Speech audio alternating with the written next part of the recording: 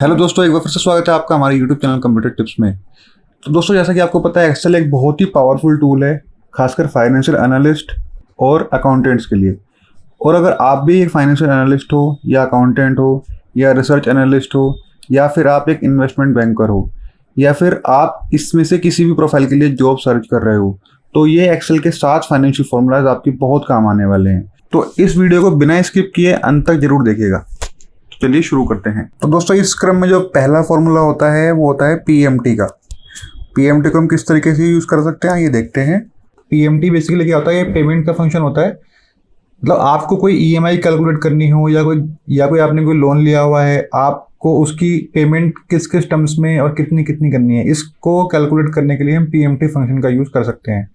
तो इसका एग्जाम्पल समझते हैं। जैसे ये प्रिंसिपल अमाउंट हमारे पास लिखा हुआ है 2 lakh rupees, rate of interest है सपोज 9% और नंबर ऑफ पेमेंट हमने करनी है 10। अब हमें ये कैलकुलेट करना है कि हमने ये जो 10 पेमेंट करनी है वो किस किस अमाउंट की करनी है।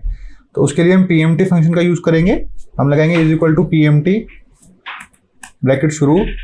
अब क्या पूछा है, रेट हमारे पास क्या है 9%, कोमा पीवी कोमा एनपीआर, ये है नेट, ये है नंबर ऑफ पेमेंट्स हमने कितनी करनी है 10 करनी है। फिर अगेन कोमा, ये हमसे क्या पूछ रहा है, PV present value is 2 lakh rupees, bracket close करेंगे और एंटर कर देंगे। तो हमने क्या करना है, 31,164 रुपए की एवरी मंथ पेमेंट करनी है अगर हमें ये अमाउंट को चुकता करना होगा 10 ईएमआईज में। तो अब हमें ये कैलकुलेट करना है कि भाई हमने कितनी पेमेंट फालतू करी होगी इसको। तो इसके लिए हम क्या करेंगे, is equal to this amount multiplied by 10, क्योंकि हम 10 पेमेंट करनी है।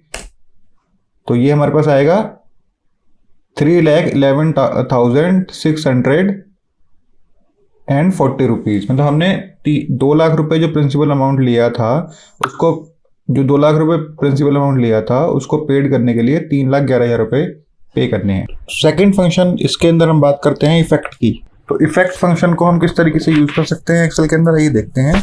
तो दोस्तों, इफेक्ट फंक्शन क्या होता है, इफेक्ट फंक्शन हमें हेल्प करता है इफेक्टिव इंटरेस्ट रेट कैलकुलेट करने की। तो दोस्तों, जैसे कि आप कंप्यूटर्स में देख पा रहे हैं, कोई डेटा लिखा हुआ है। डेटा के अंदर हमारे पास जो लोन अमाउंट है वो है 2 लाख रुपीज़, और हमने जो लोन बैंक से लिया है वो लिया है 12 साल के लिए, और उसका जो रेट ऑफ इंटरेस्ट हमें बताया गया है वो 10% बताया गया है। लेकिन 10% भी कंपाउंड इंटरेस्ट करके बताया। मतलब आपको जब कोई लोन लेना हो तो ये चेक करना होगा कि जो रेट ऑफ इंटरेस्ट है वो 10% फ्लैट है या 10% कंपाउंड इंटरेस्ट के अकॉर्डिंग है। अभी जो मैं कैलकुलेट करके आपको दिखाऊंगा वो दोनों ही तरीके से दिखाऊंगा कि इसमें क्या डिफरेंस आता है। तो अगर आपको ये रेट फ्लैट दिखाया है 10%, तो हम क्या करेंगे, यहाँ से पीएमटी निकाल लेंगे इसका, ब्रैकेट शुरू, रेट 10%, एनपीआर है हमारा 12 ईएमआई हमें पे करनी है, और पीवी है 2 लाख रुपीज, ब्रैकेट क्लोज और एंटर। मतलब हमने 29,000 रुपए की 12 ईएमआई पे करनी है अगर जो 10% हमारा फ्लैट रेट ऑफ इंटरेस्ट है तो। बट अगर जो आपको ये 10% की बजाय 10% फ्लैट की बजाय 10% कंपाउंड बताया गया है, तो इसका इफेक्टिव रेट कैसे कैलकुलेट करेंगे, पहले ये समझ लेते हैं। इसको कैलकुलेट करने के लिए हम फॉर्मूला लगाएंगे इज इक्वल टू इफेक्ट का, ब्रैकेट शुरू। अब नॉर्मल रेट हमारा 10% नॉर्मल रेट बोला गया था, और एनपीईआरवाई कितने टर्म्स में हमने वैल्यू चुकानी है, तो ये 12 टर्म्स में चुकानी है, ब्रैकेट क्लोज करेंगे और एंटर कर देंगे। तो बेसिकली अगर जो हमारा कंपाउंड इंटरेस्ट के टर्म्स में रेट ऑफ इंटरेस्ट बोला गया था, तो हमें 10 की बजाय एवरी ईएमआई को 10.47% की टर्म्स पे देना है। अब इसका अगर जो आप पीएमटी कैलकुलेट करोगे तो देखिए कितना डिफरेंस आता है, इक्वल टू पीएमटी, ब्रैकेट शुरू, rate 10.47%, NPR 12, present value is 2 lakh rupees, bracket close कर देंगे और एंटर कर देंगे। तो देखिए हमने इसमें 3,60,000 रुपये पे करने हैं, और हमारा जो डिफरेंस आएगा वो 8,172 रुपये का डिफरेंस टोटल अमाउंट पे आएगा। मतलब अगर आप 10% फ्लैट की रेट ऑफ इंटरेस्ट से अगर जो आपने लोन लिया हुआ था, तो आपने टोटल 3,52,232 रुपये चुकाने हैं। और अगर आपने 10% कंपाउंड के हिसाब से रेट ऑफ इंटरेस्ट के हिसाब से लोन लिया हुआ था, तो आपने 3,60,404 रुपीज़ चुकाने हैं, और जो टोटल डिफरेंस आपका आएगा 1 साल के लिए वो आएगा 8,000 रुपये।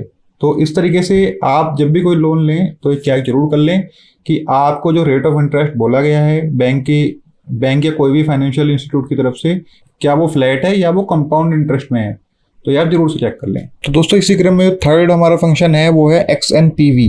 तो आइए देखते हैं XNPV को हम एक्सेल के अंदर किस तरीके से यूज कर सकते हैं। जैसे ही हमने कोई डेटाबेस कंप्यूटर्स में बनाया हुआ है, आप देख पा रहे हो, ये हमने 1 मार्च 2021 को एक 10 लाख रुपए की इन्वेस्टमेंट की हुई है और 1 अप्रैल 2021 से हमारे पास 1 लाख रुपए रिटर्न आए हैं, 1 मई को 70,000 रुपये रिटर्न आए हैं, फिर 1 जून को 5 लाख रुपए रिटर्न आए हैं, फिर 1 जुलाई को 2 लाख रुपए रिटर्न आए हैं। और जो हमारा रेट ऑफ इंटरेस्ट था रिटर्न आने का वो था 11%। लेकिन आप जो देख पा रहे हो इसमें जो रिटर्न आने की जो फ्रिक्वेंसी है वो इक्वल नहीं है, मतलब कभी कुछ अमाउंट आ रहा है, कभी कुछ अमाउंट आ रहा है। तो हमें ये पता करना हो कि हमारी नेट प्रेजेंट वैल्यू क्या है, उसके लिए हम XNPV का यूज कर सकते हैं। कैसे करेंगे ये देखते हैं। Is equal to XNPV bracket शुरू, इसमें 3 आर्गुमेंट होते हैं। पहला होता है रेट क्या है हमारे पास 11% है, फिर कोमा वैल्यूज, अब जितनी भी वैल्यूज हमारे पास आई हैं उनको हम इस तरीके से सेलेक्ट कर लेंगे, फिर डेट। अब ये डेट आप सेलेक्ट कर लो इस तरीके से और यहाँ से ब्रैकेट क्लोज कर दो और एंटर।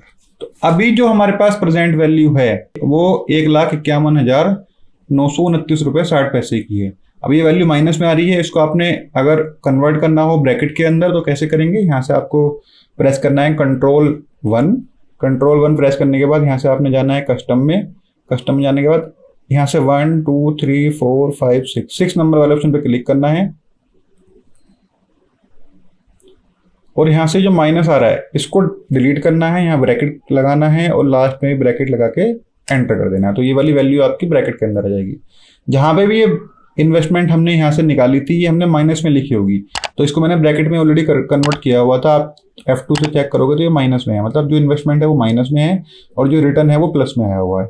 तो इस तरीके से हम XNPV का यूज कर सकते हैं। तो आइए दोस्तों अब देखते हैं XIRR फंक्शन को। एक्सेल के अंदर हम XIRR फंक्शन को किस तरीके से यूज कर सकते हैं, इसके लिए एक एग्जांपल समझते हैं। जैसे फॉर एग्जांपल आपने कोई LIC की हुई है और LIC की आप एवरी ईयर कोई पॉलिसी का अमाउंट है वो पे करते हो और आपको कुछ रिटर्न आया हुआ है कुछ टाइम पीरियड के बाद, तो आपको ये कैलकुलेट करना है कि भाई हमारा जो इंटरनल रेट ऑफ रिटर्न की परसेंटेज है वो कितनी रही होगी। तो इसके लिए हम XIRR फॉर्मूला का यूज करते हैं। जैसे कि आप कंप्यूटर में देख पा रहे हो डेटा लिखा हुआ है, डेटा के अंदर डेट्स हैं और पॉलिसी का अमाउंट है और स्टेटस है, मतलब जो पेड अमाउंट है वो हमने यहाँ पेड किया, उसके आगे पेड लिखा हुआ है। जो रिटर्न हमारे पास LIC से आया उसका रिटर्न भी लिखा हुआ है, मतलब हमारे पास 2006 से लेके और 2016 तक हमने क्या हुआ है कुछ अमाउंट पेड किया हुआ है, पॉलिसी का अमाउंट जो पे किया हुआ है। ये जो अमाउंट है भी है, मतलब डिफरेंट है, कभी 13,000 रुपये, कभी 12,000 रुपये, कभी 15,000 रुपये भी है। लेकिन 2016 के बाद 2017 को हमने गैप किया, 2018 को हमारे पास 70,000 की रिटर्न आई, फिर 1 लाख की रिटर्न आई, फिर 1,50,000 की रिटर्न आई और जो अमाउंट मैंने इंस्टॉलमेंट में पे किया था वो मैंने माइनस में लिखा हुआ है, इस तरीके से आप चेक कर सकते हो। और जो मेरे पास रिटर्न आई हुई है वो प्लस में लिखा हुआ है। अगर माइनस वाले अमाउंट को ब्रैकेट में कैसे कन्वर्ट करते हैं ये नहीं पता है तो आप आई बटन में जाके चेक कर सकते हो। इसके लिए हम XIRR का फॉर्मूला यूज कैसे करते हैं ये देखते हैं। Is equal to XIRR bracket शुरू के बाद इसके 2 आर्गुमेंट होते हैं। पहला होता है वैल्यूज हमने सारे सेलेक्ट करनी है इस तरीके से, फिर हमने कॉमा लगाना है, फिर डेट्स हमसे पूछ रहा है तो डेट्स को भी हम इस तरीके से सिलेक्ट कर लेंगे और अब ब्रैकेट क्लोज करेंगे और एंटर कर देंगे। अब ये जो वैल्यू आई है हमारे पास इसको परसेंटेज में कन्वर्ट करने के लिए क्या करूँगा, कंट्रोल 1 और यहाँ से मैं जाऊँगा परसेंटेज वाले ऑप्शन पे और इस पर टिक कर दूंगा। तो जो आपकी जो रिटर्न है, मतलब वो LIC ने जो आपको रिटर्न पे किया होगा वो 10.50% के हिसाब से किया था। तो इस तरीके से आप XIRR फॉर्मूला की मदद से अपनी इन्वेस्टमेंट की रिटर्न का परसेंटेज को कैलकुलेट कर सकते हो। तो दोस्तों इस क्रम में जो हमारे पास 5th फॉर्मूला है वो है MIRR का। तो आइए देखते हैं MIRR को हम एक्सेल के अंदर किस तरीके से यूज कर सकते हैं। तो दोस्तों इसको एक एग्जांपल की तरीके से समझ, मतलब कोई आपने पैसे लिए हुए हैं और उस पैसे को आपने इन्वेस्ट किया हुआ है, आपने भी जो पैसे लिए हैं वो भी किसी से रेट ऑफ इंटरेस्ट पे लिए हुए हैं और आपने जो आगे उसको इन्वेस्ट किया हुआ है वो भी किसी रेट ऑफ इंटरेस्ट पे किया हुआ है।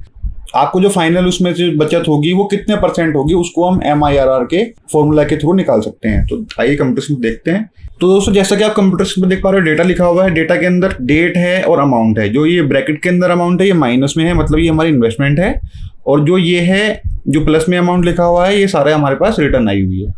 इसमें जो फाइनेंस रेट है वो है 5%, मतलब जो हमने जो 1 लाख रुपए लिया था वो लिया था 5% के हिसाब से, और जो री इन्वेस्टमेंट रेट है वो है 10%, मतलब जो हमने आगे इन्वेस्ट किया हुआ है वो 10% के हिसाब से किया हुआ है। अब इसको MIRR इसका क्या होगा, मतलब इसका जो टोटल फाइनल जो हमारे पास इनकम होगी उस इन्वेस्टमेंट की वो कितने परसेंट पे होगी, आइए देखते हैं। तो is equal to MIRR bracket शुरू करने के बाद ये वैल्यूज, तो वैल्यूज क्या है हमारे पास, ये सारी वैल्यूज को हम इस तरीके से रीइंसर्ट करके यहाँ दिखा देंगे। फिर दूसरा आर्गुमेंट क्या है, फाइनेंस रेट क्या है हमारे पास 5%, जिसपे हमने फाइनेंस लिया हुआ है 5% यूज कर लेंगे, फिर कोमा, फिर री इन्वेस्टमेंट रेट, जो हमने इन्वेस्ट किया हुआ है वो कितने परसेंट पे किया हुआ है, तो हमने 10% पे किया हुआ है, ब्रैकेट क्लोज करेंगे और एंटर कर देंगे। तो जो हमारे पास नेट प्रॉफिट हमारे पास निकल के आया है उसका जो रेट ऑफ इंटरेस्ट है वो 10% है। तो इस तरीके से आप अपने रेट ऑफ इंटरेस्ट को MIRR की टर्म्स में कैलकुलेट कर सकते हो। तो दोस्तों इसी क्रम में जो हमारा 6 नंबर फॉर्मूला है वो है रेट का। तो आइए देखते हैं रेट फॉर्मूला को एक्सेल के अंदर किस तरीके से अप्लाई कर सकते हैं, और ये हम कब यूज करते हैं, जब हमें अपना रेट ऑफ इंटरेस्ट को कैलकुलेट करना होता है। तो जैसे कि आप कंप्यूटर में देख पा रहे हो, डेटा लिखा हुआ है, डेटा के अंदर मतलब लोन अमाउंट है 2 लाख रुपीज, हमारी जो मंथली पेमेंट है वो हमने करनी है 6800 रुपए की, और जो पीरियड ऑफ टर्म्स है मतलब जो हमने EMI चुकानी है वो 36 EMI देनी है, और जो हमारे पास मतलब कंपाउंडिंग पीरियड पर ईयर है, मतलब जो हमने 1 साल के अंदर EMI देनी है वो 12 देनी है। तो इस बेस पे हम रेट ऑफ इंटरेस्ट को किस तरीके से कैलकुलेट कर सकते हैं, आइए देखते हैं। इसके लिए हमने क्या करना होगा, is equal to rate type करना होगा, फिर टैब प्रेस करना होगा। इसमें 3 आर्गुमेंट जो होते हैं वो मैंडेटरी होते हैं। पहला आर्गुमेंट है NPER हमारे पास क्या होगा, जो पेमेंट होगा, हमने किस नेट मतलब किस पीरियड के अंदर पेमेंट करनी है, और ये पेमेंट जो होगी वो मंथली बेसिस पे हमने भी काउंट हो रही होगी। मतलब यहाँ से हमने क्या सिलेक्ट करना है, 36 मंथ पे हमने पेमेंट करनी है, फिर कोमा PMT मतलब हमने कितनी EMI पर मंथ देनी है, हमने देनी है 6800 रुपीज़ की EMI, फिर कोमा के बाद PV मतलब जो हमारा लोन अमाउंट था या प्रेजेंट वैल्यू, जो हमारा लोन अमाउंट था वो कितना था, वो था 2 लाख रुपए। फिर हम करेंगे ब्रैकेट क्लोज करने के बाद हम कर देंगे एंटर। तो हमारा क्या हुआ, 1% रेट ऑफ इंटरेस्ट हुआ पर मंथ। अब हमें इसको अगर कन्वर्ट करना हो पर ईयर के हिसाब से, तो हम क्या करेंगे, इस फॉर्मूला को एक बार से रीनेम करेंगे F2 की मदद से, फिर दोबारा से फॉर्मूला ओपन करेंगे। यहाँ से हम इस फॉर्मूला के एंड में मल्टीप्लाई करेंगे किससे, 12 से। तो ये जो फॉर्मूला 1% था ये अब हमारे पास कन्वर्ट होके ईयरली हो जाएगा। तो हमारे पास जो 14% है वो हमारे पास रेट ऑफ इंटरेस्ट आया है इस हिसाब से ईयरली। मतलब जो आपने 2 लाख रुपए का लोन लिया हुआ था, अगर उसकी 6800 रुपए की EMI पर मंथ आप दे रहे हो और आपने 36 EMI देनी है, तो आपका ये रेट ऑफ इंटरेस्ट होगा वो होगा आपका 14% पर एनम। तो इस तरीके से आप अपने रेट ऑफ इंटरेस्ट को कैलकुलेट कर सकते हो। तो दोस्तों इस वीडियो में जो लास्ट फॉर्मूला हम सीखेंगे वो सीखेंगे स्लोप का। स्लोप को हम एक्सेल के अंदर किस तरीके से यूज कर सकते हैं, आइए देखते हैं।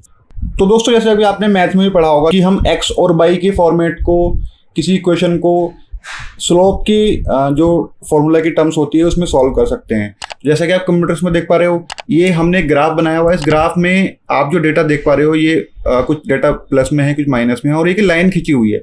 ये लाइन आपको रिग्रेशन लाइन है, ये एक समांतर लाइन है, ये आपको दिखा रही है इस फ्लो में आपका कोई डेटा चल रहा है। तो बेसिकली हम स्लोप वाला जो फॉर्मूला होता है इसको हम शेयर मार्केट वगैरह में ज़्यादा यूज़ करते हैं। तो अब जिसमें एक्स और वाई 2 तरीके के आर्ग्यूमेंट होते हैं, ये हमने डेटा बनाया हुआ है। इसमें ये डेटा एक्स वाले फॉर्मेट में यहाँ पे आया हुआ है और वाई वाले फॉर्मेट में यहाँ पे आया हुआ है।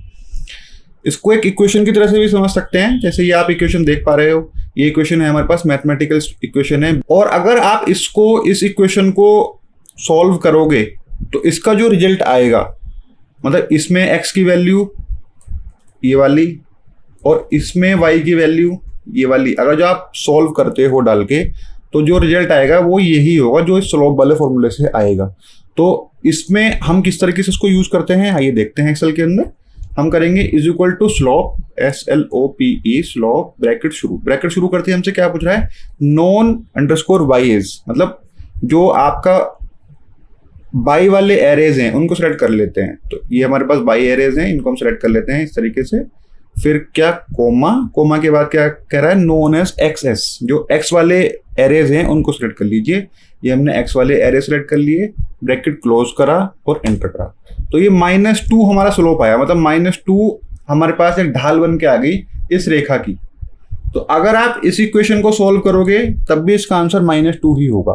तो इस तरीके से हम एक्सेल के अंदर स्लोप वाले फॉर्मूले को यूज कर सकते हैं।